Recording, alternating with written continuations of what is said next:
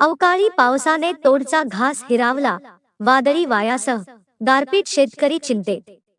मारेगाव, मार्डी व परिसरात तसेच मालेगाव तालुक्यात काल संध्याकाळी 7:30 ते 10च्या दरम्यान वादळी वायासह पाऊस झाल्याने गहू, हरभरा, ज्वारी, तीळ, मुंग यासारख्या पिकाचे अतोनात नुकसान झाले आहे. उद्या घरात येणारा हरभरा, गहू यासारखे पीक एका क्षणात नाहीसे झाले असून शेतकरींच्या तोंडी आलेला घास अस्मानी संकटांनी जणू हिरावूनच नेला आहे. त्याचबरोबर बोर्ज, आपटी येथील काही घरावरील पत्रे वायाने उडाले असून सामान्य गोरगरीब नागरिकाचे अतोनात नुकसान झाले आहे. तब्बल 2.5 तास आलेला वारा व पावसाने सामान्य नागरिकांना अतोनात हाल सोसावे लागले. शेतकरींच्या घरात येणारा माल काही क्षणात होत्याच नव्हतं झाल्याने शेतकरी वर्ग चिंतेत आहे. पिकांचे मोठ्या प्रमाणात शेतमालाचे मोठे नुकसान झाल्याने शेतकरी हवालदिल झाला आहे. गेल्या काही दिवसांपासून राज्यातील वातावरणात सातत्यानं बदल होत आहे.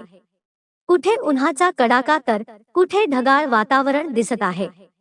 ठिकठिकाणी वादळी वायासह गारपीट सुद्धा होत आहे. अचानक जोरदार वादळी वायासह पावसाच्या सरी कोसळल्याने सायांचीच तारांबळ उडाली. अचानक वादळाने थैमान घातले. हाता तोंडाशी आलेले संपूर्ण पीक भुईसपाट झाले.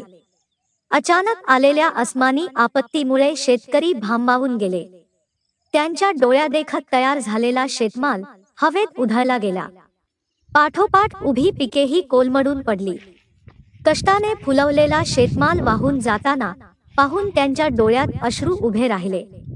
वादळाने बांधावरील शेतमाल उडवून नेला तर शेतातील उभी पिके जमीनदोस्त केली. हाताशी शिल्लक शेतमाल वेचून सुरक्षित ठिकाणी नेण्यात शेतकरी गुंतले आहेत.